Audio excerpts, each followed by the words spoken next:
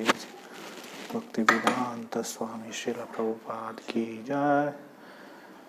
जय विष्णुपाद परमहंस परिव्राजकाचार्य स्तोत्रस्त श्री श्रीमद्भक्ति सिद्धांत सरस्वती गोस्वामी ठाकुर श्रील प्रभुपाद की जय। अनंत कोटि वैष्णव वृंद की जय। प्रेम से कहो श्री कृष्ण चैतन्य प्रभु नित्यानंद श्री अद्वैत गदाधर शिवासदि गौर भक्त वृंद की जय। श्री श्री राधा कृष्ण गोप गोपी गो श्याम कुंड राधा कुंड गिरि गोवर्धन की जय। संवेद भक्त वृंद की जय। श्री श्री गुरु गौरांग की जय। नमो विष्णुपादाय कृष्ण पृष्ठाय भूतले भक्ति विकास स्वामी। नमो ओम विष्णुपादाय कृष्ण पृष्ठाय भूतले श्रीमते भक्ति वेदांत स्वामिनिति नामिने। नमस्ते सारस्वते देवे गौरवाणी प्रचारिणे निर्विशेष शून्यवादी पाश्चात्य देशतारिणे।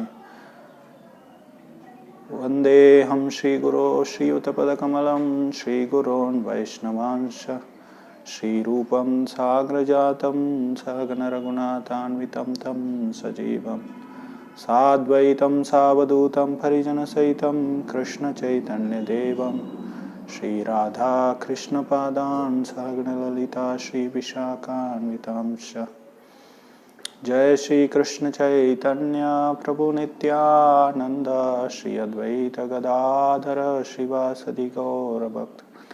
हरे कृष्ण कृष्ण कृष्ण हरे हरे, हरे राम राम राम हरे हरे। साधु साधु खाना मुझ कदाचित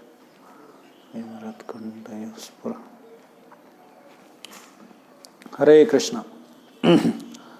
तो हम लोग पिछले कुछ दिनों से श्रील भक्ति विनोद ठाकुर रचित शोक शातन, ये कुछ गीत है, कविताएं हैं जो उनके ग्रंथ गीतमाला से है। तो हम लोग इन गीतों को चर्चा कर रहे थे। ये विशेष करके उस लीला का विस्तार से वर्णन करते हैं श्रील भक्ति विनोद ठाकुर, जो श्रीवास आंगन में श्रीवास ठाकुर के साथ हुआ था। तो श्रीवास ठाकुर के पुत्र मर गए थे और वहाँ पर चैतन्य महाप्रभु कीर्तन कर रहे थे पहले उनके आंगन में। तो उनके उसी समय तो उनके पुत्र का मृत्यु हो जाता है। फिर वो घर की महिलाएं क्या करते हैं, रोना शुरू कर देते हैं। फिर श्रीवास ठाकुर चैतन्य महाप्रभु की कीर्तन का जो आनंद है वो उसमें कीर्तन रस जो है, कीर्तन में आनंद जो है वो भंग हो जाएगा करके उन स्त्रियों को रोना बंद करते हैं और उनको उपदेश देते हैं। तो विशेष करके कल हम लोग चर्चा कर रहे थे। तो अब तक हम लोग 7 गीतों का चर्चा कर चुके हैं, कविताओं का। तो कल हम लोग 4 कविताएं चर्चा किए। तो हम लोगों ने देखा कि कल तो श्रीवास ठाकुर उन स्त्रियों को बता रहे थे कि आप सब लोग मिलकर ये विचार कीजिए कि इस बालक का कैसे सौभाग्य है। सभी मोह और शोक को छोड़कर आप थोड़ा सोचिए। 14 भुवन के जो पति है नंद कुमार भगवान कृष्ण, वो स्वयं सचिनंदन के रूप में अवतार लिए हैं नदिया में, नवद्वीप में। तो वही गोकुल चंद्र हमारे आंगन में अभी भक्तों के साथ कीर्तन नृत्य कर रहे हैं। और ये जो बच्चा है ये कीर्तन और नाम का श्रवण करते हुए अपना शरीर छोड़ दिया। तो ये एक ऐसे सौभाग्य हमें प्राप्त हुआ होता तो मैं ये भवसागर पार करके छोड़ के चला जाता था। तो हम लोग जानते हैं कि जो लोग भगवान को नाम उच्चारण करते हैं मृत्यु के समय में या भगवान को स्मरण करते हैं तो इस भवसागर को पार करके चले जाते हैं। तो कल हम लोग वो अजामिल का उदाहरण देख रहे थे। तो अभी मैंने जो उपदेश दिया है वो आपको समझ में नहीं आ रहा तो क्या करूँगा मैं? तो वो आप लोग क्या है, ये कृष्ण जो भक्ति रस है कृष्ण भक्ति का, वो उससे आप लोग वंचित हो जाएंगे। और मैं भी गंगा में प्रवेश करके मेरा शरीर त्याग दूंगा, ऐसे वो कहते हैं। और भक्ति विनोद ठाकुर इसको सोचकर, इसको कल्पना करके वो मुझे भयभीत हो रहा है, ऐसे कह रहे हैं। तो हम लोग चर्चा कर रहे थे कि हम लोग सोचते हैं कि श्रीवास ठाकुर ऐसे ही बोल रहे हैं उनको, लेकिन सच में क्या कर देंगे श्रीवास ठाकुर?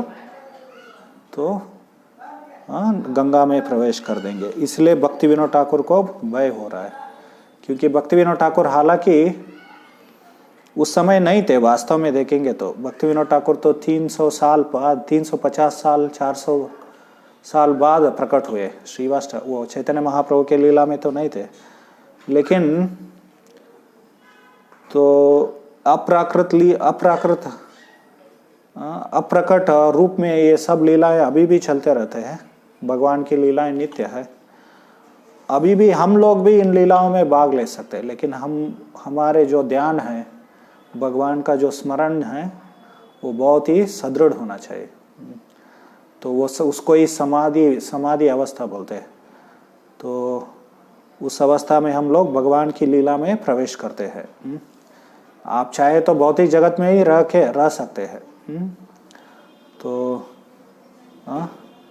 लेकिन फिर भी वहाँ पर जाके उन लीलाओं को दर्शन कर सकते हैं। तो ऐसे भक्ति विनोद ठाकुर उनको दर्शन करते हुए उनको डर लग रहा है। उन श्रीवास ठाकुर के उपदेशों को सुनकर वो सभी स्त्रियां थे, घर के स्त्रियां, परिवार के स्त्रियां, वो शोक से मुक्त होकर वो लोग भी भगवान की कीर्तन रस में मन लगाया उन्होंने। तो फिर उससे श्रीवास ठाकुर बहुत प्रसन्न हो जाते हैं। फिर से वो आंगन में आके महाप्रभु के साथ कीर्तन करते हैं। तो ऐसे कीर्तन करते करते कितना समय हो गया? तो ऑलमोस्ट सुबह हो गया। तो पूरा रात बीत गया। तो फिर चैतन्य महाप्रभु जब कीर्तन रोकते हैं और वो पूछते हैं कि मुझे आज आनंद नहीं हुआ, कुछ अमंगल हुआ है श्रीवास के घर में आज। तो फिर सभी भक्त लोग जो उपस्थित थे वहाँ पर, उन्होंने ये सभी कुसमाचार वहाँ पर वो समाचार बताया कि उनके पुत्र का कैसे मृत्यु हो गया करके। तो फिर चैतन्य महाप्रभु को बहुत ही दुख होता है। फिर चैतन्य महाप्रभु पूछते हैं कि मुझे क्यों ये नहीं बताया गया है? तो चैतन्य महाप्रभु, भक्ति विनोद ठाकुर कहते हैं कि चैतन्य महाप्रभु अपने भक्तों के प्रति, विशेष करके श्रीवास के प्रति बहुत ही स्नेह उनके हृदय में प्रकट हो गया। जो वात्सल्यता जो है, भक्त वत्सलता, वो प्रकट हो गया। तो फिर श्रीवास ने कहा कि आपकी आनंद में बाधा हो जाएगा, इसलिए मैंने आपको ये समाचार नहीं दिया। क्या हो गया? एक बेटे का मृत्यु हो गया, और भी है मेरे बच्चे। तो कुछ ज़्यादा नहीं हुआ। और आपके नृत्य में, कीर्तन नृत्य में क्या हो जाए, बाधा आज गया होता तो मैं जीवित नहीं रह पाता था, ऐसे वो कहते हैं। तो इतना उनको समर्पण हम लोग देखते हैं।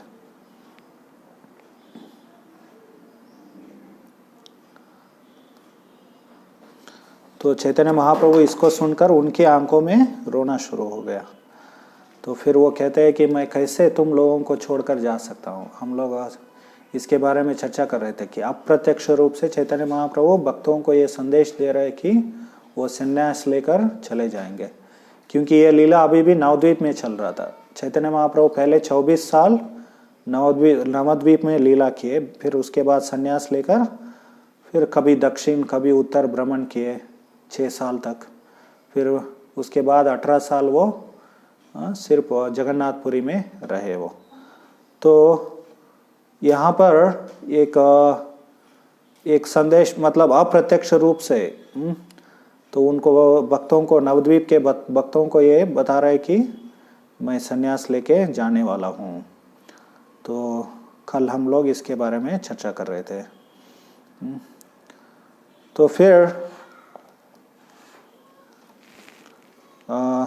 वो बच्चे का जो शरीर है वो आंगन में लेकर आए भक्त लोग। फिर चैतन्य महाप्रभु उनसे, उस बच्चे से पूछा उन्होंने, हालांकि वो बच्चा मर गया था, सिर्फ मृत शरीर था। फिर चैतन्य महाप्रभु उनसे पूछते हैं कि तुम श्रीवास के घर छोड़कर क्यों जा रहे हो? तो फिर वो शिशु बोलना शुरू कर देता है। या शिशु के हृदय में, शरीर में जो जीव था पहले, तो जीव वापस आकर तो वो बोलना शुरू कर देता है। तो वहाँ पर जीव तत्व का वर्णन किया गया है, कैसे यहाँ पर भौतिक जगत में जीव बंध जाता है भगवान को छोड़कर। भगवान की कई सारे शक्तियाँ हैं, तो उनमें 3 प्रमुख है। और जीव क्या है? तटस्थ शक्ति है। तो प्रमुख 3 शक्तियाँ सांदिनी, संवित और लादिनी है। और जीव क्या है? वो आध्यात्मिक चित्त शक्ति के अंतर्गत भी रह सकता है या भौतिक जगत में माया शक्ति के अंतर्गत भी रह सकता है, इसलिए उसको तटस्थ शक्ति कहा गया। तो ऐसे वो जीव जो श्रीवास ठाकुर के पुत्र के शरीर में था वो बोलना शुरू किया। तो माया शक्ति ये भौतिक संसार को बनाती है। जीव जब भगवान से बहिर्मुख हो जाता है तो ये भौतिक संसार में माया उसको बांध देती है।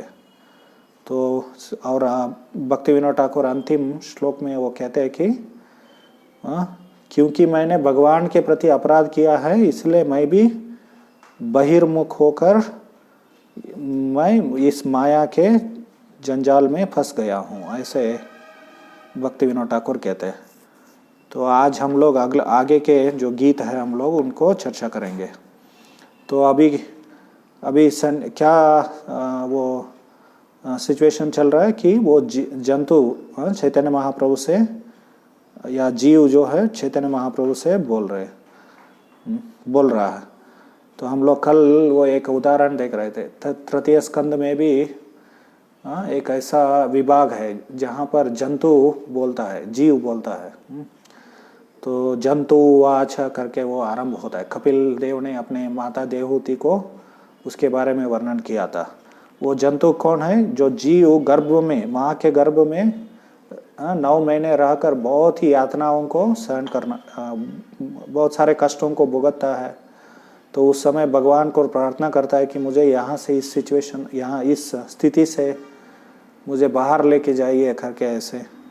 तो उस विभाग भी कैसे शुरू होता है? जंतु उवाच। यहाँ पर भी जीव बोल रहा है जो श्रीवास ठाकुर के पुत्र के शरीर में था। तो आगे हम लोग देखेंगे। पूर्ण चिदानंद तुमी तुम्हारा चित कणामी, स्वभावत तुमी थुया दास। तो पूर्ण चिदानंद तुमी, भगवान पूर्ण है, सच्चिदानंद और सच्चिदानंद है। पूर्ण मतलब कंप्लीट, होल। तो यहाँ पर अंग्रेजी में है, आप लोग देख सकते हैं। तो ये गीतों को जो भक्ति विनोद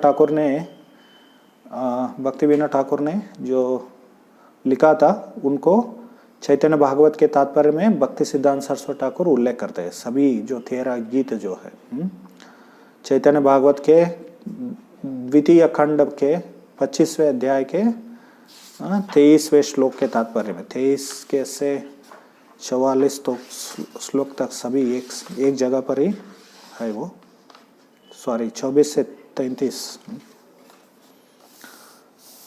तो वहाँ पर हम लोग ये इन गीतों को देखते हैं।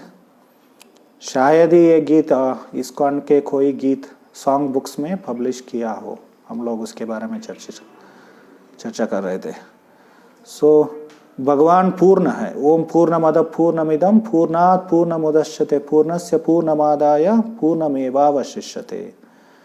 तो ऐसे ईशोपनिषद के मंगलाचरण श्लोक में तो वो भगवान को पूर्ण करके वर्णन किया गया है।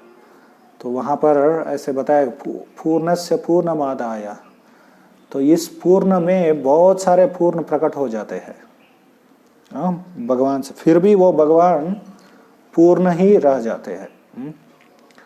तो प्रभुपाद जी कहा करते थे 2 - 2 = 0 नहीं होता है, 2 - 2 = 2 ही रहता है।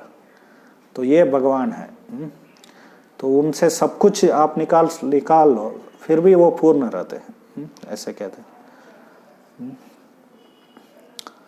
तो पूर्ण चिदानंद तुम्ही, तो और सच्चिदानंद है भगवान, सच्चित आनंद। हमारे जो शरीर जो है वो असत, अचित और निरानंद है। तो शाश्वत नहीं है। सत मतलब शाश्वत, चित मतलब ज्ञानमय, ज्ञानमय या चैतन्य युक्त है, चेतन है और आनंदमय है। लेकिन हमारा शरीर कैसा है? वो असत, अचित और निरानंद है। तुम्हारा चित कना आमी, लेकिन आत्मा क्या है? भगवान का अंश है। ममैवांशो जीवलोके जीवभूत सनातनः मनः षष्ठानि इंद्रियाणि प्रकृतिष्ठानि कर्षति। तो चित्कण है हम लोग। चित्कण मतलब क्या है? हम लोग आध्यात्मिक कण है भगवान के। भगवान पूर्ण है और हम लोग अणु है। तो ये अब कभी कभी भगवान को विभु भी बताया गया, और हम लोग अणु है। तो ऐसे हम लोग देखते हैं कि जीव और भगवान के बीच में जो भेद है, इसके बारे में यहाँ पर वर्णन आ रहा है। स्वभावतः आमी थूया दास, स्वभाव से हम लोग मैं आपके दास हूँ, ऐसे वो जीव बोल रहा है। तो ये जीव तत्व का वर्णन है। जीव और भगवान के बीच में भेद अलग अलग जगह पर इसके बारे में वर्णन आता है। और विशेष करके वो श्लोक जो हम बता रहे थे, ममैवांशो जीवलोके जीवभूत सनातना। तो सामान्यतः मध्वाचार्य क्या कहते हैं? जीव और भगवान के भेद के बारे में बोलते हैं। लेकिन हमारे गौड़ी आचार्य और श्री चैतन्य महाप्रभु अचिंत्य भेदा भेद तत्व, वेद शास्त्रों में सब जगह ये अचिंत्य भेदा भेद तत्व का वर्णन आता है। तो जैसे इस श्लोक में हम लोग देखेंगे तो ममैवांशो जीवलोके जीवभूत सनातनः मनः षष्ठानि इंद्रियाणि प्रकृतिष्ठानि कर्षति। तो ये भगवद गीता के 15वें अध्याय के 7वें श्लोक है ये। इसमें बताया गया है कि जीव मेरे शाश्वत सनातन अंश है। और ये 6 इंद्रियों वाला शरीर में, 6 इंद्रियां मतलब उसमें जो मन जो है, छठा जो बहुत प्रमुख है वो, तो उन इंद्रिया वाला शरीर के साथ ये जीव क्या कर रहा है? संघर्ष कर रहा है, या प्रकृति इस जीव को बंधित किया। तो ऐसे भगवान बोलते हैं। तो इस श्लोक में हम लोग देखेंगे तो जीव और भगवान के बीच में कैसे अचिंत्य भेदा भेद है का संबंध है, उसका वर्णन करते हैं। तो जब भगवान बोलते हैं ममई, ममा मतलब मेरा है, ये जीव क्या है? भगवान का है। तो वो प्रसिद्ध एक उसको महावाक्य कहा गया है, क्योंकि वो शंकराचार्य ने बहुत उल्लेख किया उसको, तत्वमसि करके। तो वो छांदोग्य उपनिषद में आता है, तत्वमसि, मैं वो परम सत्य हूँ, ऐसे वो लोग उसका मायावादी लोग, अद्वैतवादी लोग समझते हैं उसको। लेकिन हमारे आचार्यों ने वर्णन किया है हम लोग भगवान के हैं। We are godly, we are not god but we are godly, ऐसे कहते हैं। वो सही अर्थ है वो। तो उसका तो ऐसे ही मम यहाँ पर शब्द क्या है? हम लोग भगवान के हैं। हाँ, तो भगवान के है मतलब भगवान जैसे ही हमारा भी स्वभाव रहता है। तो जैसे प्रभुपाद जी उदाहरण किया कर, जैसे एक समुद्र में पानी, पानी कैसे होता है, वो खारा होता है, सॉल्टी। तो वो उसमें समुद्र में एक बूंद भी आप लेंगे तो वो उसका केमिकल कंपोजिशन वैसा ही रहता है, एक समान रहता है, समुद्र के समान। तो इसका अर्थ क्या है, गुणात्मक दृष्टिकोण से क्वालिटेटिवली हम लोग भगवान के समान ही है, क्योंकि वो हम लोग उनके हैं। ममा शब्द, तो ममा शब्द क्या है, क्वालिटेटिव वननेस का वर्णन करता है। गुणात्मक दृष्टिकोण से अभेद या एकता का वर्णन करता है। फिर उसके बाद में अंश शब्द आता है, ममई वांश। तो जब अंश शब्द आता है तो वो भेद का वर्णन करता है, भिन्नता का वर्णन। जीव अंश है, भगवान पूर्ण है। तो ममई वांशो जीवलोके जीवभूत सनातन, और सनातन है, दोनों सनातन है, जीव भी सनातन है और भगवान भी सनातन। तो ये अचिंत्य भेदा भेद है। लेकिन हम लोग भगवान के अंश है, तो फिर हम भगवान के प्रति हमारा संबंध कैसे होना चाहिए फिर? तो जैसे ये शरीर में एक भाग, ये हाथ जो है शरीर का भाग है, तो शरीर को क्या करना चाहिए? हाथ पूर्ण जो शरीर है उसका सेवा करना चाहिए। नहीं तो मैं अलग से अलग होकर मैं, या ये जो हाथ वगैरह है वो लोग स्ट्राइक कर देते हैं, मैं ये पेट को क्यों अन्न का सप्लाई करूं, आहार क्यों सप्लाई करूं? तो ऐसा सोचेंगे तो क्या हो जाएगा, ये शरीर, ये हाथ को भी पुष्टि नहीं मिलेगी। तो इसलिए शरीर का भाग होने के कारण इस हाथ को पूर्ण शरीर का सेवा करना चाहिए। तो वैसे ही हम लोग अंश होने के कारण भगवान की सेवा करना चाहिए। ये हमारा संबंध है तो भगवान के साथ। तो अंश शब्द का अर्थ अंग भी कहा गया है संस्कृत भाषा में। तो हम लोग भगवान के अंग है, जैसे ये शरीर का जो अंग है ऐसे। तो ये जीव का स्थिति है, या भगवान और जीव के बीच में जो संबंध है, संबंध, इसको ही संबंध ज्ञान कहते हैं। जब तक ये संबंध ज्ञान को अच्छी तरह से हम लोग समझेंगे नहीं, तब तक हमारा भक्ति सदृढ़ नहीं रहेगा। तो भक्ति को क्या कहा गया? अभिधेय कहा गया, प्रोसेस, एक प्रक्रिया है वो।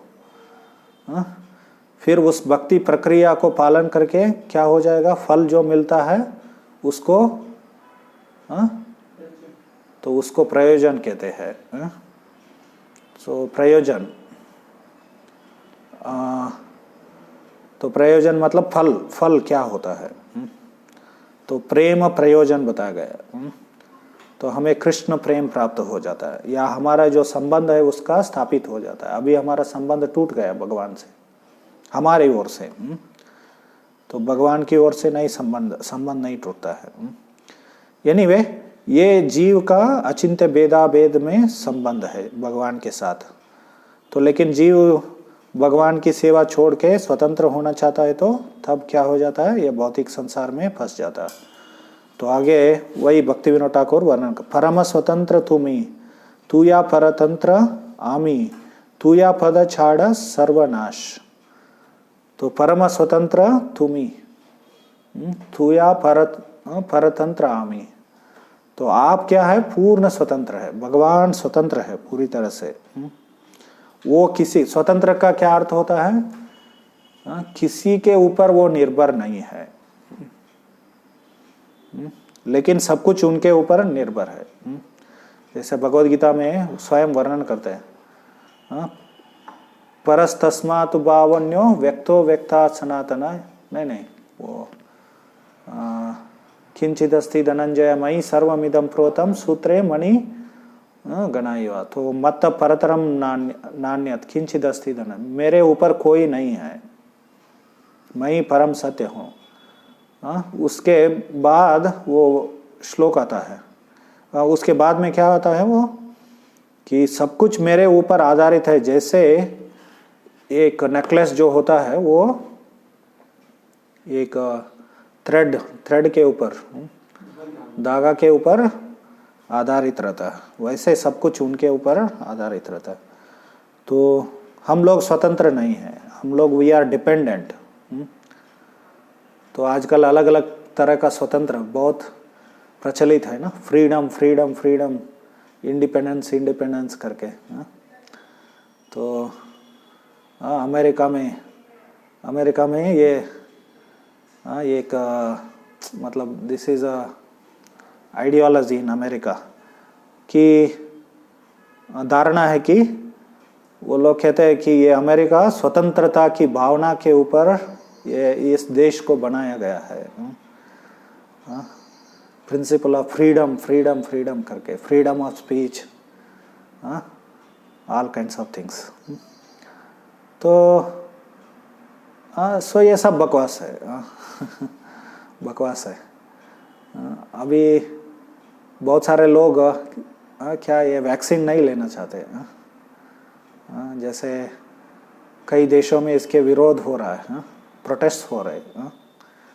जैसे अभी इंग्लैंड ब्रिटेन में एक हफ्ता पहले वो लोग बहुत बड़ा प्रोटेस्ट किया कि लॉकडाउन हटाओ, हमें वैक्सीन नहीं लेना है ऐसे। लेकिन लोगों को फ्रीडम नहीं है कि वो वैक्सीन फोर्स किया जाता है। तो एनीवे शायद अच्छा हो सकता है उससे। हम लोग ऐसे आशा करते हैं अच्छा हो जाए, कोरोना जैसे बीमारी से मुक्ति हो जाए, हम लोग ऐसे आशा करते हैं। लेकिन ये सब जो हम लोग ये स्वतंत्रता के बारे में चर्चा सब बकवास है। हम लोग भगवान के ऊपर निर्भर है,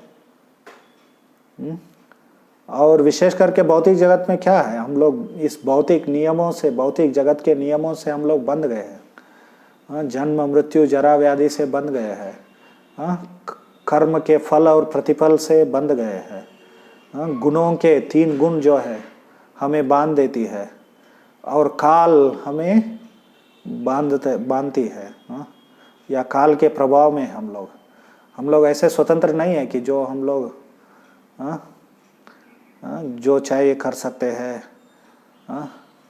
जितने समय तक हम लोग चाहते हैं उतने समय तक रह सकते हैं। नहीं, हम लोगों को बाध्य किया जाएगा ये शरीर को छोड़ के जाने के लिए। तो परम स्वतंत्र तुम्ही थुया परतंत्र आमी, थुआ पद छाड़ी सर्वनाश। तो आपके चरणों को छोड़कर मैं सर्वनाश हो गया, ऐसे यहाँ पर वो जीव कह रहा है। स्वतंत्र है कण माया प्रति खोइनु मन, स्वस्वभाव छाड़ीला अमाया। सो मैं स्वतंत्र होने की इच्छा से माया के प्रति मेरा मन लगाया मैं, तो मेरा स्वस्वभाव जो है उसको छोड़ दिया। छाड़ीला अमाय, जो आध्यात्मिक स्वभाव है उसको मैंने छोड़ दिया, ऐसे यहाँ पर कहते हैं। तो हम लोग जब भगवान को से स्वतंत्र होना चाहते हैं, बहिर्मुख हो जाते हैं, माया के प्रति आकर्षित हो जाते हैं, तो हम लोग हमारे जो आध्यात्मिक स्वरूप है उससे दूर हो जाते हैं। प्रपंचे मायार बंदे फड़ीनो खर्मेर धंधे, कर्म चक्रे आमारे फैलाए। तो हम बता रहे थे इसके बारे में कि माया से हम लोग भौतिक जगत में बंध जाते हैं, फिर उससे पड़ीनो कर्मेर धंधे, ये कर्म के चक्र में, मतलब कर्म और उसका प्रतिफल जो होता है, तो कर्म फल जो होते हैं उसके चक्र में पड़ गया मैं, उसके बंधन में पड़ गया। कर्म चक्रे हमारे फैलाए।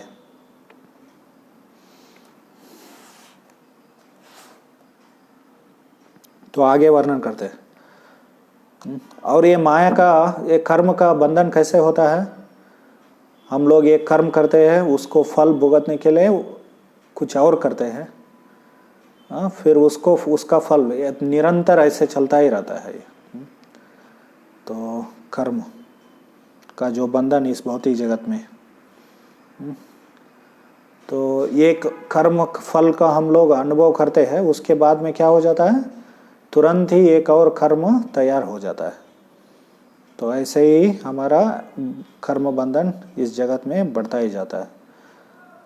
सो माया थव इच्छा मते बंदे मोरे ये जगते अदृष्ट निर्बंध लवु करे सेत निर्बंध मोरे आने श्रीवा सेर गरे पुत्र रूपी मालिनी जठरे। तो ये जीव कह रहा है कि आपकी इच्छा के अनुसार माया क्या करता है, इस भौतिक जगत में मुझे बांध लिया, और भाग्य के अनुसार तो मेरा जीवन चलता रहा। तो उस भाग्य के अनुसार ही कर्म भाग्य या कर्म फल के अनुसार मैं श्रीवास ठाकुर के पुत्र के रूप में मालिनी देवी श्रीवास ठाकुर के पत्नी है, उनके जठर में जन्म लिया। ऐसे ये जीव कह रहा है। से निर्बंध पुनराय मोरे ये बे लय आया आमी तथा कीते नारी आर तव इच्छा सुप्रबल मोरा इच्छा सुदुर्बल आमी जीवा अकिंचन चार। तो मेरे भाग्य के अनुसार मुझे अभी छोड़ के जाना था, तो इसलिए मैं छोड़ के जा रहा हूँ। तो आपका जो इच्छा है, विल, तो वो बहुत शक्तिशाली है, उसके सामने मेरे इच्छा जो है वो दुर्बल है, ऐसे कह रहे हैं। तो प्रभुपाद जी कहते हैं भगवद गीता के तात्पर्य में, वो एक श्लोक है ना, दैवी एषा मम मयि मम माया दुरत्य दैवेश गुणमयी मम माया दुरत्यया मामेव ये प्रपद्यन्ते मायामेतां तरन्ति ते। तो माया को पार करके जाना बहुत ही मुश्किल है। ये गुणमयी, गुणों से युक्त है, तो ये गुण बहुत शक्तिशाली होते हैं, तो बहुत प्रबल होते हैं, उनको पार कर पाना बहुत ही मुश्किल है। तो ये माया शक्ति को भी दैवी बताया गया है। तो प्रभुपाद जी कहते हैं क्यों ये दैवी बताया गया है, क्योंकि there is a divine will behind this material nature. तो ये भौतिक शक्ति या माया शक्ति के पीछे भगवान की जो इच्छा है, क्योंकि ये भौतिक जगत या माया शक्ति भगवान की इच्छा के अनुसार कार्य करते हैं। तो बाद में 9वें अध्याय के 10वें श्लोक में भी भगवान बोलते हैं ना, मयाध्यक्षेन प्रकृति सूयते सचराचरम हेतु नानेन कौन्तेय जगद विपरिवर्तते। कि ये क्षर और अक्षर उनसे युक्त ये भौतिक प्रकृति मेरे अध्यक्षता में काम करते। तो क्योंकि भगवान का इच्छा इस माया शक्ति के पीछे है, इसलिए इसको माया शक्ति को भी दैवी बताया गया। और वो बहुत, क्योंकि भगवान की इच्छा के कारण ये माया शक्ति बहुत ही प्रबल और शक्तिशाली हो जाती है, तो उसके सामने हमारा इच्छा कोई कुछ नहीं चलता है। तो भौतिक संसार में लोग कितने बड़े बड़े प्लान करें,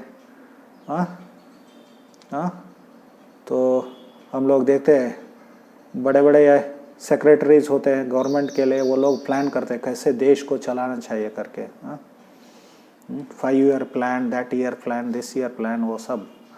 लेकिन ये सब नहीं चलता है। ठीक है, वो लोग कृत्रिम रूप से कुछ चलाते हैं, लेकिन उसका नतीजा क्या हो जाता है, कुछ और हो जाता है। कुछ करने जाते हैं, कुछ और समस्याओं को उत्पादन करते हैं वो लोग। सो तव इच्छा सुप्रबल मोरा इच्छा सुदुर्बल आमी जीवा किंचन चार। तो मैं बहुत ही तुच्छ जीव हूँ, ऐसे वो जीव कह रहा। यथाय पाठो तुमी अवश्य याई बामी कार केब पुत्र पति पिता। तो आप कहाँ भी आप बेचते हो वहाँ पर मुझे जाना पड़ेगा। और ये सभी संबंध कौन है, मैं हमारे केरा खार खेब पुत्र पति पिता, तो कौन पुत्र है, कौन पति है, कौन पिता है, तो ये सब अस्थाई है। हम लोग उस दिन भी चर्चा कर रहे थे। जड़ेर संबंध सब ताहा नहीं सत्य लब, सब ताहा नहीं सत्य लब, तुम्ही जीवेर नित्य फलाई थे। तो ये संबंध जो है, भौतिक संबंध, जो भी है, पति पत्नी पुत्र बच्चे माता पिता, तो समाज परिवार वगैरह, तो ये सत्य नहीं है। सत्य नहीं है मतलब क्या है? वो मिथ्या है, सिर्फ एक मानसिक कल्पना है, ये नहीं है, ऐसा नहीं है। सत्य नहीं मतलब यहाँ पर वो अस्थाई है, शाश्वत नहीं है। तो कभी कभी नित्यत्व को वर्णन करने के लिए शास्त्रों में सत्य शब्द उपयोग किया गया। तो जैसे ना सतो विद्यते भावो ना भावो विद्यते सतः उभयोरपि द्रष्टुम त्वनयोर तत्वदर्शिभिः। तो भगवद गीता के 16वें अध्याय दूसरे अध्याय के 16वें श्लोक, तो उसमें भगवान कह रहे हैं कि तत्वदर्शियों ने ये निश्चित किया है दोनों को अध्ययन करके कि ये शरीर को शाश्वत नहीं है, शरीर शाश्वत नहीं है, लेकिन आत्मा शाश्वत है। सत्य और असत्य शब्द आते हैं वहाँ पर। तो शरीर असत्य है और आत्मा क्या है? सत्य है। सत्य मतलब जो वहाँ पर ना सतो विद्यते न भावो, ना सतो विद्यते सत, क्या ना, क्या या ना सतो विद्यते भावो न भावो विद्यते सतः। सो जो असत्य है उसके लिए वो शाश्वत नहीं है वो। तो ऐसे सो सत्य मतलब क्या है यहाँ पर? सत्य नहीं है मतलब क्या है? ये शाश्वत नहीं है, अस्थाई है, टेम्पररी है। तो तुम्ही जीवेर नित्य पालायित, तो आप ही क्या है? जीवों को पालन करने वाले, पालन पोषण करने वाले। हम लोग कल या परसों चर्चा कर रहे थे ना वो, कि जब तक भगवान हमें पानी हवा नहीं देंगे तब तक हमारा पालन पोषण नहीं होता है। तो भगवद गीता में भगवान कहते हैं सभी जीव अन्न के ऊपर निर्भर है। पालन पोषण कैसे होता है? हमें खाने के लिए अन्न चाहिए, पीने के लिए पानी चाहिए, हवा चाहिए। तो प्रभुपाद जी तात्पर्य में या अपने प्रवचनों में वर्णन किया करते थे, we cannot eat nuts and bolts करके, क्योंकि आजकल समाज में अभी ज़्यादा नट्स बोल्ट्स भी है आजकल, और भी एडवांस हो गए। चिप्स बनाते हैं लोग, माइक्रो चिप्स बनाते हैं। तो ये माइक्रो चिप्स खा के तो नहीं जी सकते हैं ना हम लोग। तो अंत में हमें अन्न ही खाना है। तो कुछ लोग ऐसे भी सोच सकते हैं हम लोग पशुओं को मार के खाएंगे, क्यों अन्न की जरूरत है? जो पशुओं को मांस खाते हैं वो लोग भी अन्न खाते हैं, या नहीं तो वो पशु लोग तो अन्न खाना चाहिए ना। अन्न या जो भी घास वगैरह है जो आता है, तो उसके लिए तो बारिश चाहिए। तो अन्नाद भवन्ति भूतानि पर्जन्याद अन्न संभवा। बारिश से क्या होता है? अन्न प्राप्त होता है। पशु पक्षी ये मांस खाने वाले वो बोल सकते हैं कि हम लोग पशुओं को काट के खाएंगे, लेकिन वो उसको खाने के लिए भी बारिश चाहिए, क्योंकि पशु कैसे जीवित रहते हैं? वो लोग भी घास खाते हैं। घास कैसे आता है? तो घास वो बारिश से ही आता है। पानी चाहिए, सबके लिए भी पानी चाहिए, हमें भी पानी चाहिए। तो ये हम लोग अभी आजकल दुनिया में पानी का समस्या है। बहुत सारे देशों में पीने का पानी नहीं है। तो वो लोग सोच रहे हैं कि हम लोग समुद्र का पानी को फिल्टर करके उसको क्या बोलते हैं, उसको सैलिनाइज करके वो क्या करना है, उसको हम लोग पीने के योग्य पानी बनाकर पिएंगे करके। तो ये सब मुश्किलें हैं दुनिया में। तो कितने भी बड़ा वैज्ञानिक हो, हाँ, वो पानी तैयार करके लोगों को सप्लाई नहीं कर सकता। बीच में वो लोग ऐसा भी प्लान करते हैं बीच बीच में, हाँ, कि हम लोग ऐसा केमिकल छोड़ देंगे आकाश में, उससे बादल, हाँ, का सृष्टि हो जाएगा, उससे बारिश हो जाएगा ऐसे। तो कभी कभी थोड़ा बहुत यशस्वी भी हो जाते हैं लोग, मूर्ख लोग, लेकिन उससे और कई सारे समस्याओं को सृष्टि करते हैं। एनीवे, अन्नाद भवन्ति भूतानि पर्जन्याद अन्न संभव यज्ञाद भवति पर्जन्य। यज्ञ करने से क्या होता है, बारिश होता है। यज्ञ का क्या अर्थ है, यज्ञ कर्म समुद्भव। हमारे प्रेस्क्राइब्ड ड्यूटीज मतलब जो ब्राह्मण, क्षत्रिय, वैश्य, शूद्र ऐसे धार्मिक नियम पालन करते हैं या वर्णाश्रम धर्म को पालन करते हैं, तो क्या हो जाता है, तो हमें यज्ञ हो जाता है, वो यज्ञ से बारिश आता है। तो हम लोगों को हरि नाम संकीर्तन करना चाहिए अभी कलयुग में, लेकिन उसके साथ साथ तो ये वर्णाश्रम धर्म को भी पालन करना,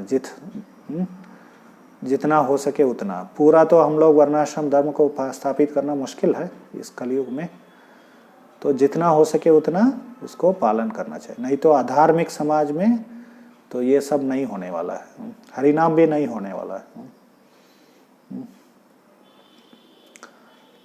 तो ऐसे भगवद गीता में बताया गया। तो ये पालन करने का मतलब क्या, भगवान ने एक नियम बनाया समाज, तो उनके नियम के अनुसार समाज चलता है। तो लेकिन अंततोगत्वा सिर्फ हम लोग धर्म पालन करने से भी जरूरी नहीं है कि हमें ये सब आवश्यकताएं पूरी हो जाए, जरूरी नहीं है ऐसे। तो अंततोगत्वा वो भगवान की इच्छा है, भगवान को प्रसन्न करना पड़ता है, इसलिए हरिनाम संकीर्तन भी करना है, भक्ति करना है भगवान का।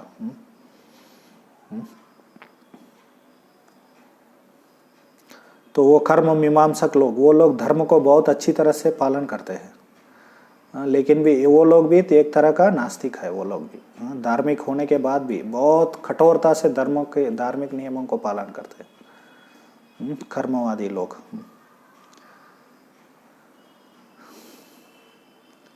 ठीक है, एनीवे, तुम्ही जीवेर नित्य फलायित संयोगे वियोगे सुख दुख मने गणी तव पदे छाड़े न आश्रय। मायारा घर, तो वो जीव कह रहा है कि संयोग वियोग इन्हीं, तो सुख दुख मने गणी, कोई भी अवस्था में आपके आश्रय शरण जो है मैं छोड़ना नहीं चाहता हूं।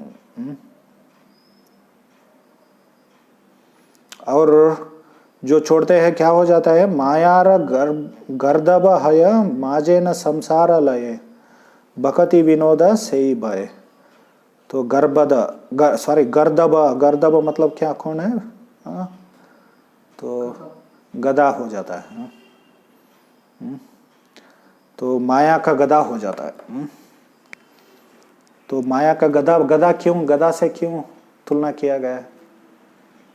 भौतिक जगत में लोग गधे हैं सब लोग, इसलिए उससे तुलना किया गया। क्यों? क्योंकि गधा बोझा उठाता है, बोझा, वो मतलब पहला चीज बोझा क्यों उठाता है, क्योंकि वो अज्ञान का लक्षण है वो। तो गधा, so ass is a symbol of ignorance. गधा एक अज्ञान का प्रतिनिधित्व करता है, एक पशु, ऐसा पशु जो अज्ञान को प्रतिनिधित्व करता है। तो इसका अर्थ क्या है, आप देखेंगे तो गधे को एक धोबी के पास, पहले जमाने में ऐसे धोबिया हुआ करते थे, आजकल भी है, वो थोड़ा मॉडर्न हो गए वो लोग, वो ड्राई क्लीनिंग सेंटर्स ऐसे शुरू किया वो लोग पहले ज़माने में घर जाकर वो लोग कपड़ा इकट्ठा करके गधे के ऊपर क्या करते थे, डाल के चलते थे।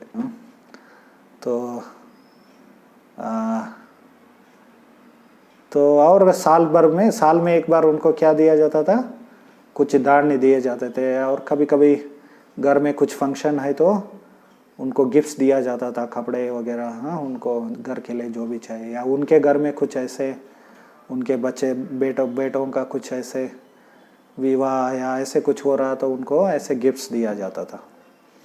तो लोग बहुत संतुष्ट रहते थे ऐसे। तो गधे के ऊपर वो सब कपड़ों को लेकर जाके गांव के बाहर कोई नदी में या तालाब में, उसके लिए अलग भी कपड़े धोने के लिए अलग सा तालाब हुआ करते थे, तो वहाँ पर जाके वो सब लोग धो के सुखा के वापस शाम को ला के देता था। तो इसके लिए धोबी के लिए क्या ये गधा क्या है, सहायता करता था। लेकिन जरूरत नहीं है धोबी के पास काम करने का जरूरत नहीं है, क्योंकि गधे को क्या चाहिए, थोड़ा घास चाहिए।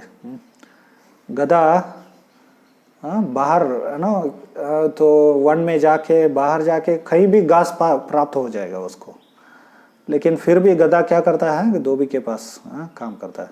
प्रभुपाद जी एक कथा बोला करते थे, दो गधे मित्र थे, दोनों मित्र, और एक गधा वो ऐसे ही जंगल में रहना मतलब रहने के लिए इच्छा किया, लेकिन दूसरा गधा क्या हो गया, वो धोबी के पास जॉब ढूंढ लिया उसने।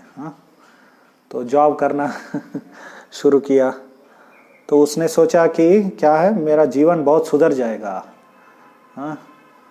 I will have a great prospectus in life, बहुत सारा मेरे इंद्रिय भोग के लिए बहुत सारा अवसर प्राप्त हो जाएंगे। तो ऐसे सोच के वो तो कुछ बहुत साल के बाद दोनों गधे मिल गए, फिर वो अपना सुख दुख बांटने लगे। तो वो जंगल का गधा बताया, क्यों मेहनत कर रहे हो इतना, वो धोबी के पास। तो ये धोबी का गधा क्या बताया, ऐसा मत बोलो, मेरा आगे जाके मेरा भविष्य बहुत ही प्रज्वल है, कि मैं एक बार, मेरा स्वामी जो है धोबी, वो अपने बेटी से क्या कर रहा था, तो वो दोनों के बीच में झगड़ा चल रहा था। तो बेटी से वो कह रहा था, अगली बार तुमने ऐसे कहा तो क्या करूँगा, मेरे गधे से मैं तुम्हें विवाह करके छोड़ दूंगा, ऐसे बोल दिया। तो ये गधा सोचने लगा, मुझे आगे जाके एक दिन ऐसा अवसर प्राप्त हो जाएगा कि मेरे स्वामी के जो बेटी है उससे मेरा विवाह हो जाएगा करके। तो हम लोग भी ऐसे सोचते रहते भौतिक जगत में, हमारा जॉब है, एक दिन मुझे प्रमोशन मिलेगा, बहुत सारा बड़ा सैलरी मिल जाएगा, बहुत सारा इंद्र तृप्ति, बड़ा घर, बहुत सारा वहाँ पर स्विमिंग पूल हो, बड़े बड़े शहरों में बहुत बड़ा गाड़ी, बैंक बैलेंस। तो ऐसे बहुत सारा हम लोग प्लान करते रहते हैं या ऐसा कल्पना करते रहते हैं। तो हम लोग गधे के समान हैं, और विशेष करके आधुनिक समय में, पहले ज़माने में कम से कम लोग थोड़ा धर्म रहता है समाज में। धर्म क्या करता है, हम लोगों को नियमित करता है, हमारे भौतिक प्रवृत्तियों को नियमित करने का जो सिस्टम है उसको ही धर्म कहते हैं। एक परिभाषा है धर्म का परिभाषा, हमारे भौतिक प्रवृत्तियों को जो नियमित करने का जो सिस्टम है उसको धर्म कहते हैं। तो वो सिस्टम को स्वयं भगवान देते हैं, धर्मम तो साक्षात भगवत प्रणीतम, हम लोग नहीं बना सकते उसको। तो पहले ज़माने में कम से कम धर्म था, इसलिए लोग थोड़ा नियमित रहते थे। उनकी आशा आकांक्षाओं में, ड्रीम्स आजकल बहुत प्रचलित है ना, I have my dreams, ambitions, ऐसे। तो लोग कभी कभी परिवार में पति पत्नी के रूप में इकट्ठा आ जाते हैं ताकि एक दूसरे को ड्रीम अचीव करने के लिए सहायता करें। तो जब ड्रीम फुलफिल नहीं हो जाता है तो वो लोग तोड़ देते हैं उस संबंध को। तो लोग ऐसे बहुत सारे कल्पनाएं, आशाओं में रहते हैं। तो हम लोग देखते हैं कि तो लोग पहले ज़माने में नियमित रहते थे, तो वो लोग जीवन का उद्देश्य मोक्ष प्राप्त करना, ये भवबंधन से मुक्त होना, उनको क्लियरली पता रहता था। धर्म अर्थ काम और मोक्ष, ठीक है, भौतिक जीवन में हमें थोड़ा भौतिक शरीर है तो भौतिक इंद्र तृप्ति भी पूरा करना है, तो इसलिए काम भी रहता था। तो धर्म अर्थ काम मोक्ष, तो उनका उद्देश्य बहुत ही क्लियर था। तो लेकिन आधुनिक समाज में और भी गधा बन गए लोग। तो मायार गर्दब है माजे न संसार लय। तो भक्ति विनोद ठाकुर बहुत जगह अपने गीतों में ऐसे वर्णन करते हैं कि कैसे हम लोग गधा बन गए हैं। तो माजे न संसार लय, तो यहाँ पर हम भौतिक संसार में डूब गए हैं, ऐसे कह रहे। तो भक्ति विनोदे रसेई भया, तो ये सब भक्ति विनोद को बहुत भयभीत करता है ऐसे। तो वो अपने बारे में भयभीत नहीं हो रहे, हम सब लोगों को देखकर भयभीत हो रहे वो। तो हम लोग कैसे भयभीत हो गए, मतलब डूब गए इस भौतिक संसार में। तो ऐसे भक्ति विनोद ठाकुर वर्णन करते हैं। तो अगला जो एक और गीत हम लोग ले लेंगे, बांधी लो माया ये दिन हते अविद्या मोह डोरे। तो वो जीव आगे बताता है कि अविद्या और मोह नामक एक दो धागे से, डोर मतलब धागा, धागे से माया क्या कर देता है हम लोगों को, मुझे बांध दिया है। अनेक जन्म लबिनो आमी फिरिनो माया गोरे। तो इस घोर माया जगत में अनेक जन्म लेकर मैं ऊपर नीचे घूम रहा हूँ, भ्रमण कर रहा हूँ, भ्रमण कर रहा हूँ, ऐसे कहते हैं। देव दानव मानव पशु पतंग कीट हये स्वर्गे नरके भूतले फिरी अनित्य आशालय। तो ऊपर नीचे हम लोग घूमते रहते हैं। ऊपर नीचे मतलब कभी निम्न योनि में जाते हैं, कभी ऊंचे योनि में जाते हैं, या कभी ऊंचे लोकों में जाते हैं और या नीचे लोकों में जाते हैं। तो ऐसे ऊपर नीचे घूमते रहते हैं हम लोग। यद भ्रमताम ऊपर यदः, तो भागवत में बताया गया है। तो इस मनुष्य जीवन में उस चीज को प्राप्त करने के लिए कोशिश करना चाहिए जो ऊपर नीचे जाके भी हमें प्राप्त नहीं हुआ। आजकल ऊंचे दूसरे लोकों में जाने का बहुत ही क्या प्रयास चल रहा है, स्पेस ट्रैवल, और अलग अलग स्पेस स्टेशंस बनाए आजकल विज्ञान से, इसको प्रगति माना गया।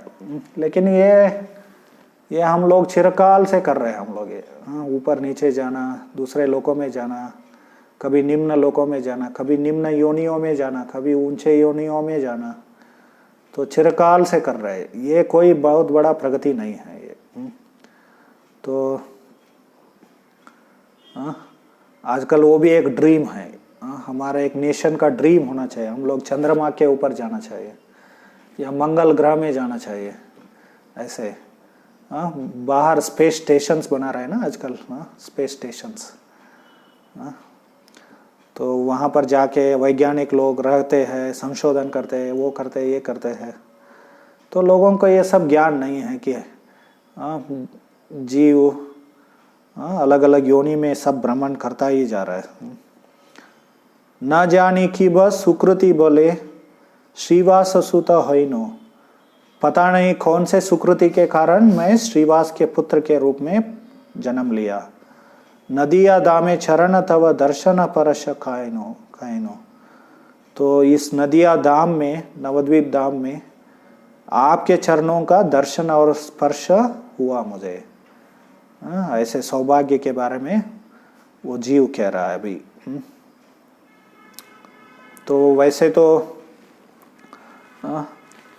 भक्ति विनोद ठाकुर एक और गीत में वर्णन करते हैं कि मुझे ब्रह्मा जी का जन्म भी नहीं चाहिए, मुझे एक भक्त के घर में एक कीट बनकर भी जन्म लिया तो मैं मेरा जीवन सौभाग्य मानता हूँ।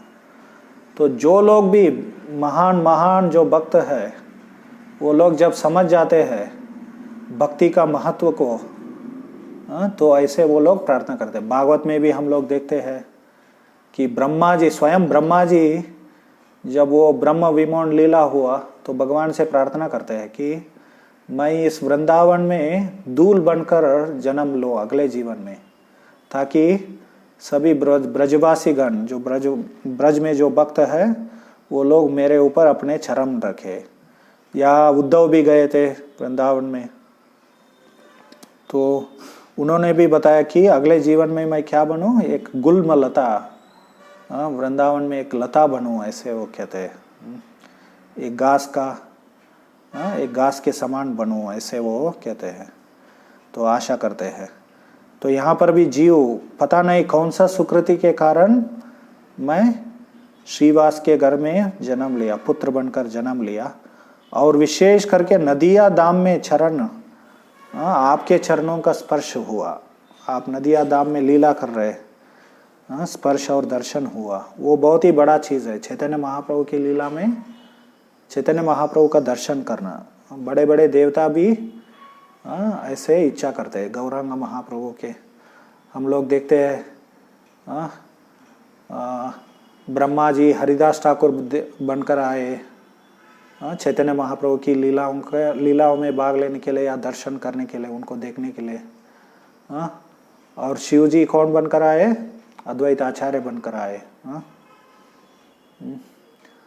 तो और एक नवद्वीप में एक द्वीप है, सीमंत द्वीप कहते हैं वहाँ पर, वहाँ स्वयं दुर्गा देवी सीमंत देवी बनकर आई वो, तो उनका मंदिर भी है अभी वहाँ पर।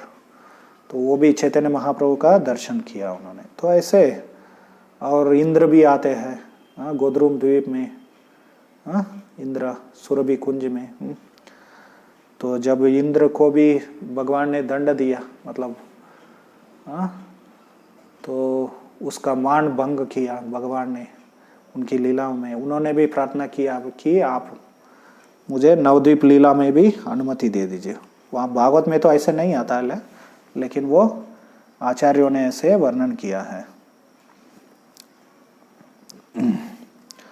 तो ये सौभाग्य से मेरा जन्म हुआ यहाँ पर नवद्वीप। सकल बारे मरण खाले अनेक दुख पाई। तो जब भी मैं जितनी बार यहाँ पर जन्म लिया और मृत्यु हुआ, उस समय मुझे बहुत सारा दुख का अनुभव हुआ। लेकिन इस बार तुया प्रसंगे परम सुखे ये बार चले आई। इस बार मुझे बहुत ही आनंद में आपकी संकीर्तन और नृत्य का दर्शन करते हुए मेरा मृत्यु हो गया, मैं छोड़ के जा रहा हूँ। तो इसलिए मैं बहुत ही सुखी हूँ, परम आनंद, परम सुखी हूँ, ऐसे कहते हैं। तो वैसे तो जब लोग मृत्यु हो जाता है तो बहुत ही कष्ट होता है वो, इसलिए मृत्यु के समय में मलमूत्र त्याग देते हैं लोग करते हैं, तो बहुत ही कष्टदायक होता है वो। और वो भी एक कारण है क्यों हम लोग पिछले जन्म को भूल जाते हैं हम लोग। तो लेकिन जब भगवान प्रकट हो जाते हैं भक्त के मृत्यु के समय में, तो बहुत ही सुख से वो अपने शरीर त्याग देते हैं। वो कभी कभी भौतिकवादी लोग हमें चुनौती देते हैं ना, भक्त लोग भी मर जाते हैं, ऐसे वो लोग, तुम लोग भी मरते हो, ऐसे कहते हैं जब भी हम लोग जन्म मृत्यु जरा व्याधि के बारे में बोलते हैं। तो नास्तिक लोग जो है उनको भगवान मृत्यु बनकर आ जाते हैं, और भक्तों को क्या है, मृत्यु भी भगवान के रूप में आ जाता है। तो ये तद्विरुद्ध है। प्रभुपाद जी वो उदाहरण देते थे ना, जैसे एक बिल्ली चूहा को भी मुंह में पकड़ता है और अपने बच्चे को भी क्या करता है, मुंह में रखता है। दोनों का अनुभव एक समान नहीं होता है। चूहे को क्या है, वो मृत्यु का भयंकर अनुभव होता है, लेकिन उसके बच्चे को बहुत ही कंफर्ट मिलता है। वैसे ही तो मृत्यु दोनों को आ सकता है, लेकिन उसका अनुभव जो है वो अलग अलग होता है। इच्छाया तोरा जन्म यदि आभार है हरि, चरणे तव प्रेम भक्ति ताके मिनति करी। तो वो जीव कहता है कि आप चाहते, आपकी इच्छा हो तो मुझे एक वरदान दीजिए कि मैं कभी भी हमेशा आपके चरणों के प्रति प्रेम भक्ति हो। तो जन्म बार बार जन्म हुआ तो भी मुझे और भी जन्म इस भौतिक जन्म में लेना है, तो मुझे क्या करना चाहिए? आपके प्रति प्रेम भक्ति हो। तो ये एक विशेषता है। अन्य वैष्णव संप्रदायों में भी जीवन का लक्ष्य क्या है? मुक्ति या मोक्ष प्राप्त करना होता है। लेकिन चैतन्य महाप्रभु विशेष करके सिखाते हैं कि मम जन्मनि जन्मनीश्वरे भवतात् भक्ति हेतु की, कहते हैं न धनम न जनम न सुंदरीम कविताम व जगदीश काम मम जन्मनि जन्मनीश्वरे भवतात् भक्ति हेतु की। तो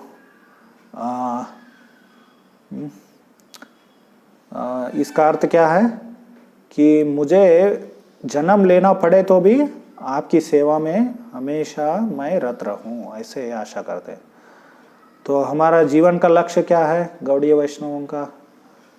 कि हमें मोक्ष प्राप्त करना जीवन का लक्ष्य नहीं है। हमारे जीवन का लक्ष्य है जन्म जन्मांतर भगवान की सेवा में लगे रहना।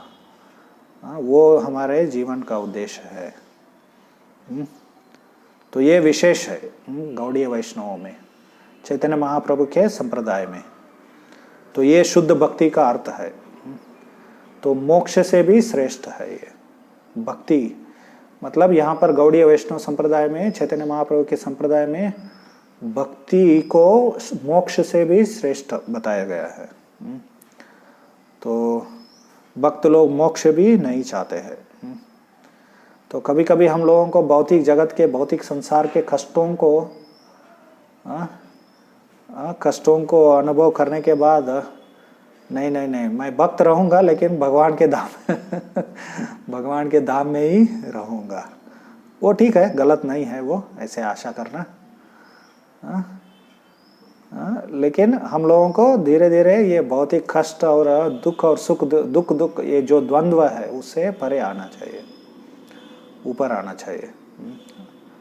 तो धीरे धीरे हो सकता है। हम लोग जैसे आगे बढ़ते हैं, हम लोग ब्रह्मभूत अवस्था में आ जाते हैं, तो ये सब सुख दुख हमें कुछ क्या है, जैसे भगवद गीता में वर्णन करते हैं, दुखेषु अनुद्विग्न मन सुखेषु विगत स्पृहा वीतराग भय क्रोध मनमया माम उपाश्रित। नहीं, मैं 2 श्लोक स्थितधीर मुनिरुच्यते ऐसे। तो वीतराग भय क्रोध स्थितधीर मुनिरुच्यते ऐसे बताए। तो दुखेषु अनुद्विग्न मना, दुख में मन विचलित नहीं होता है। सुख में हम लोग बहुत एलर्ट नहीं होते हैं। हम लोग we are not alerted in happiness. तो बहुत ही ऊब नहीं जाना है। तो ऐसा मतलब ये दूसरे अध्याय में ये सामान्य एक आध्यात्मवादी का लक्षण बताया गया है। तो भक्त के अंदर तो होते ही है वो सामान्य जो आध्यात्मवादी, वेरी आध्यात्मिक साक्षात्कार में बहुत ही जो निम्नतम जो अवस्था है उसका लक्षण वहां पर वर्णन आता है। मतलब एक व्यक्ति ब्रह्मभूत अवस्था में आ जाता है तो ये सब लक्षण प्रकट हो जाते हैं उसके अंदर। तो वैसे भक्त मतलब क्या है? ब्रह्मभूत प्रसन्नात्मा न शोचते न कांक्षति सम सर्वेषु भूतेषु मद भक्ति लभते पराम। तो वास्तविक शुद्ध भक्ति वहां से आरंभ होता है। तो क्योंकि वहां पर कोई भी भौतिक इच्छाएं नहीं रहते, अन्याभिलाषिता शून्यम ऐसे। तो भक्त के अंदर तो आना ही चाहिए ये सब धीरे धीरे जब हम लोग आगे बढ़ते हैं। तो ये सब तो ऐसे मिनती करी, ताके मिनती करी, मैं ऐसे विनंती करता हूँ कि मुझे भी जन्म जन्मांतर आपके चरणों के प्रति प्रेम भक्ति हो। यकन शिशु नीरभ बेला देखिया प्रभुर लीला श्रीवास गोष्ठी त्यजिया शोक आनंद मगन बेला। तो फिर बच्चा ये सब चीज बोलकर शांत हो गया। तो ऐसे चैतन्य महाप्रभु की लीला देखकर, मतलब बच्चे के मृत जो बच्चा था उसके मुंह से भगवान ने ये सब उपदेश दिया।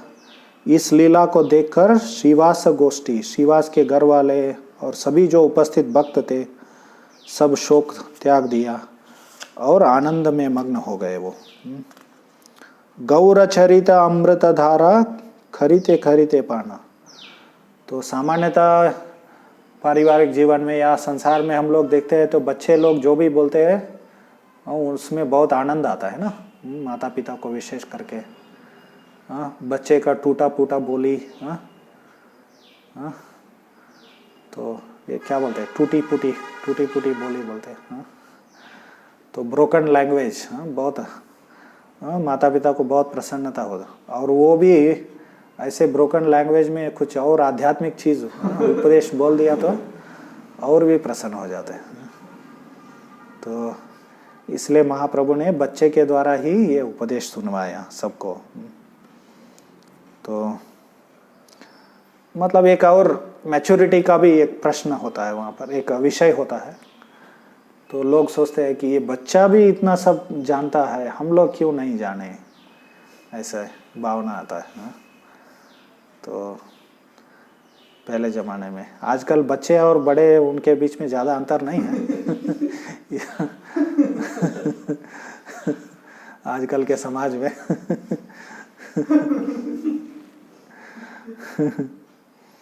सब लोग वही करते हैं, बड़े लोग भी इंद्रिय तृप्ति करते हैं और बच्चे लोग भी इंद्रिय तृप्ति करते हैं।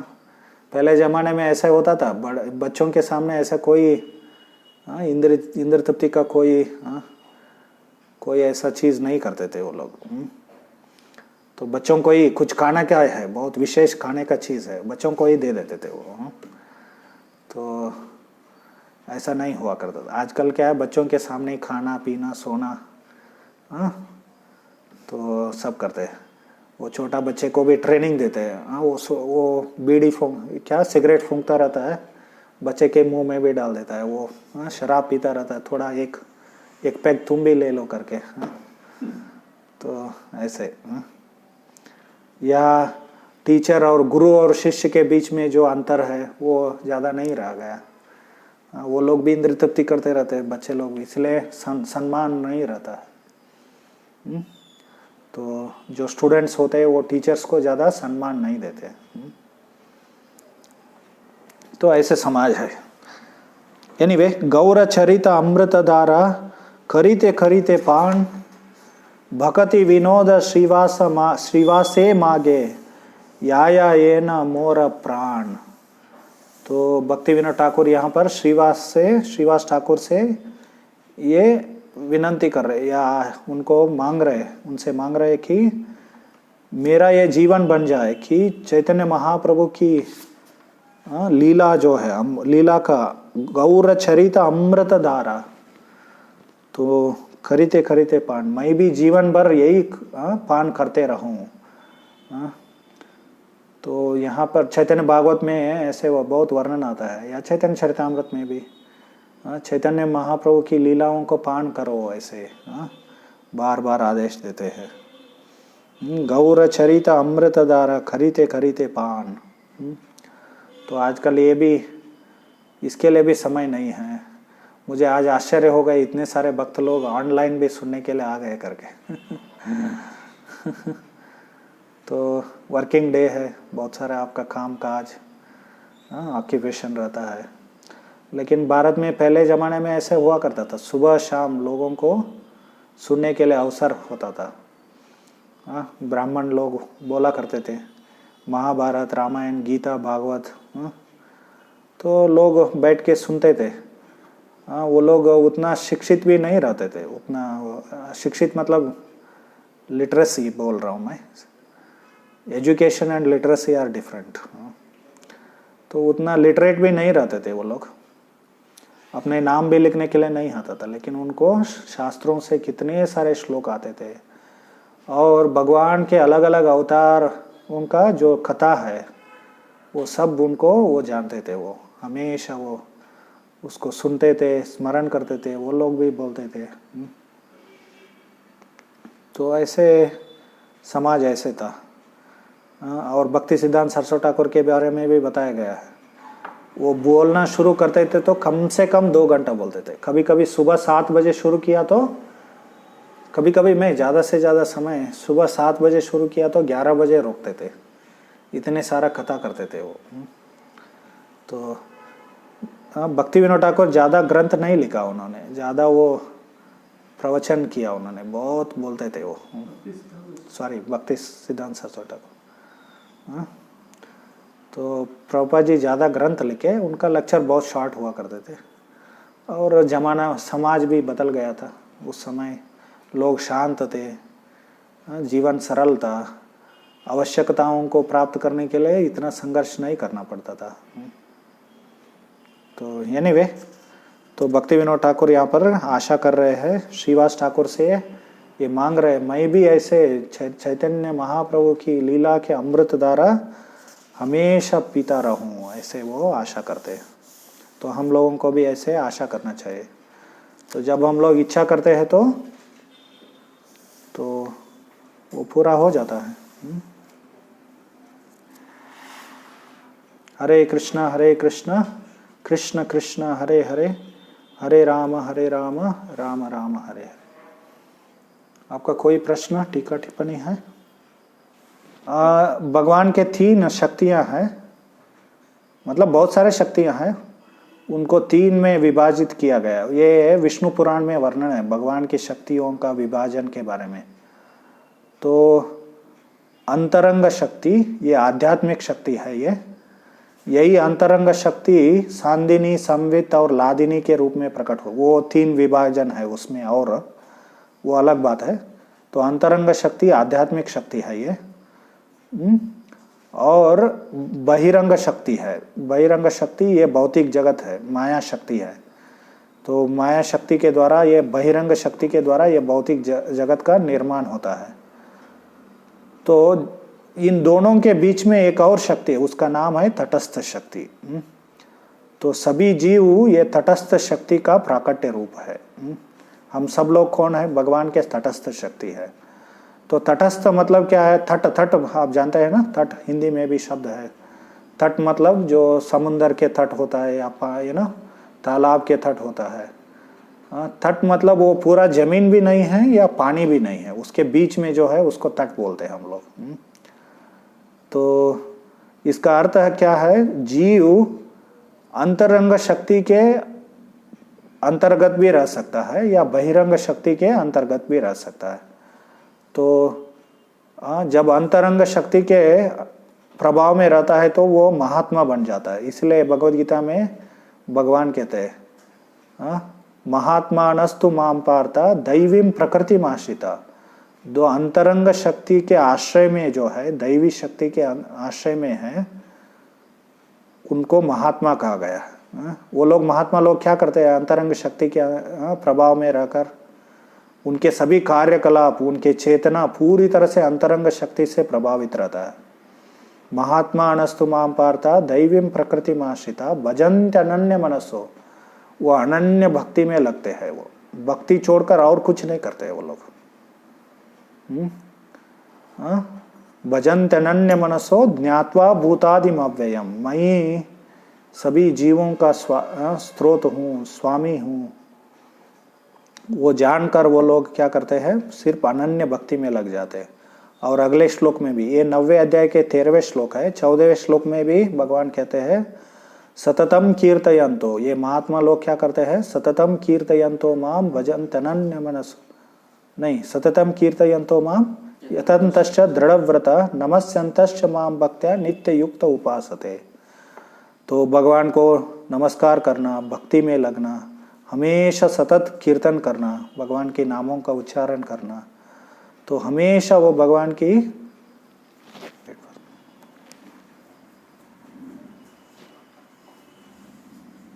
महात्मा लोग अंतरंग शक्ति में प्रभाव में रह के हमेशा भगवान की भक्ति में लगे रहते हैं। तो आध्यात्मिक जगत में जो भी जीव है वो सब अंतरंग शक्ति में है। और भौतिक जगत में जो जीव होते हैं वो भौतिक शक्ति या बहिरंग शक्ति के प्रभाव में रहते हैं। तो फिर वो दुरात्मा बन जाते हैं और ऐसे भौतिक कार्यों में लग जाते हैं। इन दुरात्माओं को भगवान वर्णन करते हैं ना, नमाम दुष्कृतिनो मूढ़ा प्रपद्यन्ते। दुष्कृति है वो लोग। नमाम दुष्कृतिनो मूढ़ा प्रपद्यन्ते नराधम माया अपहृत ज्ञान आसुरीं भावमाश्रिता। ऐसे भगवान के शरण में नहीं जाते ये लोग। तो भौतिक संसार में रहते, जीव को ये अवसर रहता है, या हम लोग आध्यात्मिक अंतरंग शक्ति के प्रभाव में रह सकते हैं या बहिरंग शक्ति के प्रभाव में रह सकते हैं। तो इसलिए इनको जीव को तटस्थ शक्ति बताएगा। ठीक है? हाँ प्रभु जी, बहुत अच्छे से समझ में आया। हरे कृष्णा। हरे कृष्णा प्रभु जी, धन्यवाद। वो लीला का चर्चा कर रहे हैं जहां पर चैतन्य महाप्रभु श्रीवास आंगन में लीला कर रहे थे, कीर्तन कर रहे थे रात भर। तो उस समय श्रीवास ठाकुर के पुत्र का मृत्यु हो जाता है, लेकिन श्रीवास इसके बारे में चैतन्य प्रभु जी वो तो मैंने सुना है, लेकिन प्रभु जी मतलब जब चैतन्य महाप्रभु थे तब भक्ति विनोद ठाकुर तो नहीं थे ना, वो आपने रिलेट किया था ना। हाँ, तो ये भक्ति विनोद ठाकुर, ये जो लीला है चैतन्य भागवत में वर्णन आता है इसका, तो वो लीला भक्ति विनोद ठाकुर और विस्तारित वर्णन किया है, विस्तार करके। तो वो गीतों में, कविताओं में वर्णन किया है उन्होंने, 13 कविताएं गीत है।